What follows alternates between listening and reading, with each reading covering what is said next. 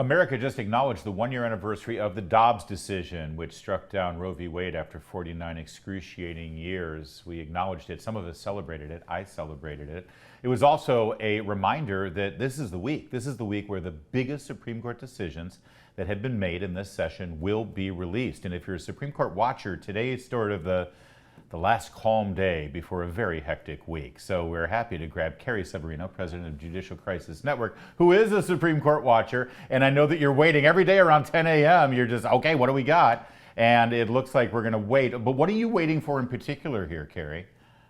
Well, there are a few big cases coming down, a couple that touch on education, the Harvard and UNC cases that have to do with whether those schools, a public school and one that receives public funding, should be allowed to discriminate in admissions on the base and race in the basis of their admissions. So obviously discriminating in favor of one race means discriminating against other races.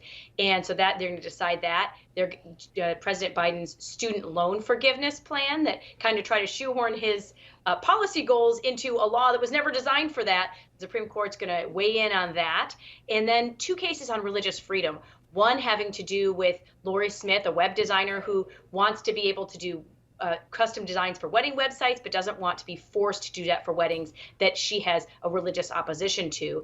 And then also DeGraw versus Joy, which deals with a postal worker who chose that job because he has a religious belief that he should not work on Sundays, but now is being forced to by the post office as they're starting to expand to Sunday deliveries.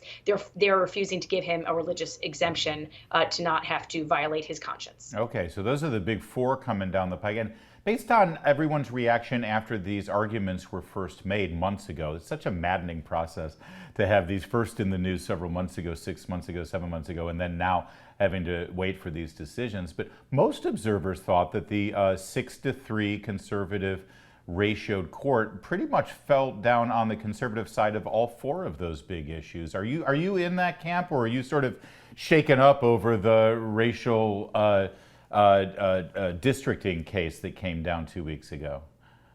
Well, I definitely was very disappointed in that case. In that case, the court followed a precedent that I think everyone recognized was not great precedent to force Alabama to consider race in districting when that's really should be exactly what we're doing, not doing, off the table, right? So I was disappointed in that. That said, this court has long been very protective of religious freedom. In two of those cases, as I said, religious freedom cases, I'm optimistic about that. And with respect to racial preferences in education, this is something that the Chief Justice in particular has been very eloquent about. He said the best way to stop discrimination on the basis of race is to stop discriminating on the basis of race. And I would hope he'd be consistent there.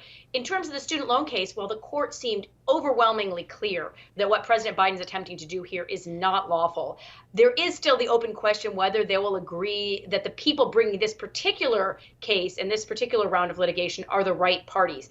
But I think whether they address it this year or whether it comes up in a future year with different litigants, it's clear that President Biden's plan absolutely has no constitutional or legal basis. I'm interested, do you think it's possible that the courts could split the difference on the racial admissions college based on the private institution versus a public institution? I think it would be hard for them to do that. Frankly, just if you said people receiving federal funding have to not discriminate, that already covers a huge number of almost every university in the country. That's true. They've tried splitting the baby on this issue before, and in my opinion, it's never really gone well. You've just had universities trying to game the system and continue what they're doing, maybe with slightly more subtle ways of doing it. I hope the Supreme Court just says, you know what, for once and for all, let's make this clear.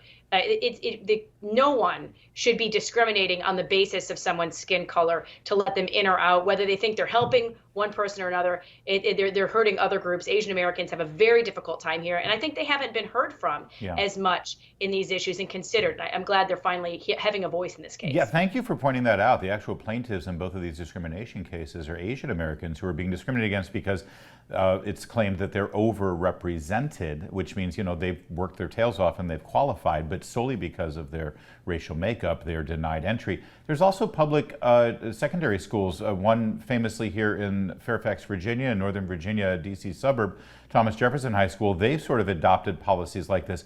Could this decision actually trickle down into high schools and secondary schools around the country as well? Absolutely. In Virginia, what they did is they saw the writing on the wall. So they tried to reverse engineer another process to get what they wanted, which is fewer Asians at the school.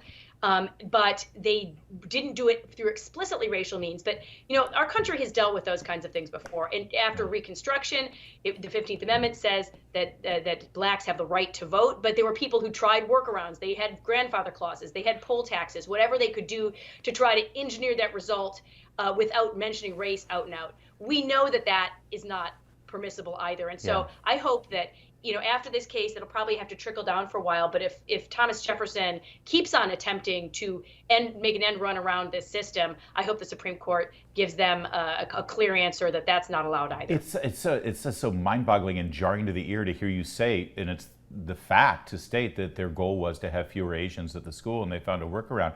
And by the way, the group that benefited the most from the anti-Asian sentiment at Fairfax County's Thomas Jefferson High School were white kids. It's all these white liberals clutching Ibram X. Kendi's book, claiming that they want equity, and it's really helping their kids out and hurting the Asian kids. It's maddening. Yeah, it's shocking to see this level of racism that, they're not calling it that. They're trying to say we're being positive to other races. But, Harvard in particular, which is one of the litigants in this case, has a long record of this. Earlier in the 20th century, they were doing the same thing. At the time, it was really anti-Semitism that was driving it. But they have a very long and very ugly record of trying to find a workaround to eliminate groups that they feel like, we don't need any more of that type of person in our school.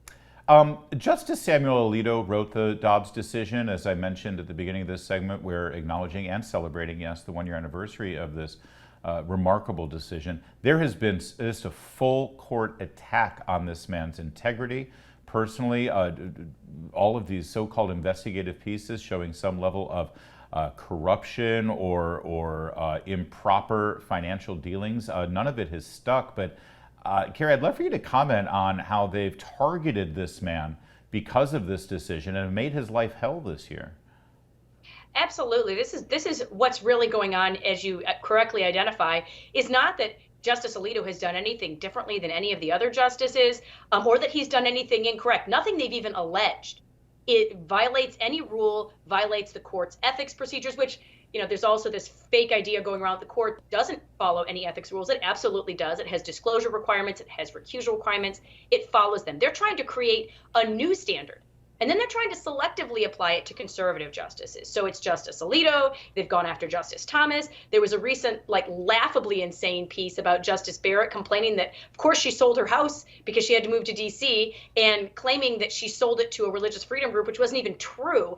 This is really outrageous behavior on the part of the left. And a lot of it is just trying to create the impression of ethical problems that don't exist at all, because they're trying to provide fuel for Democrats in Congress who are hoping that they can legislate some way that they will have more control over the court. They would love a thumb on the scale of who gets to sit on which case, because as Justice Breyer, even a liberal justice, pointed out, that is a real risk when people are trying to get someone recused off a case at the Supreme Court. We all know, it's going to be a difference if you get Justice Kagan recused or Justice Sotomayor recused versus Justice Thomas or Justice Alito recused. And so there's all this strategic behavior to invent faux scandals in order to get your opponents off the bench. Meanwhile, here we are over a year later, and we still don't know who leaked this decision, which is probably one of the most deteriorating actions in the Supreme Court in the past several decades.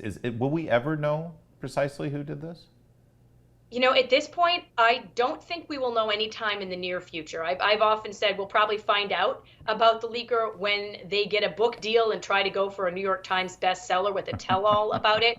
At this point, it was so unsuccessful, I almost wonder whether they've blown their chance at that. I think we may have to wait until some of the internal records of the court are disclosed, and that could be decades. I am heartened by the fact that was such an unpopular move that it has not yet been repeated.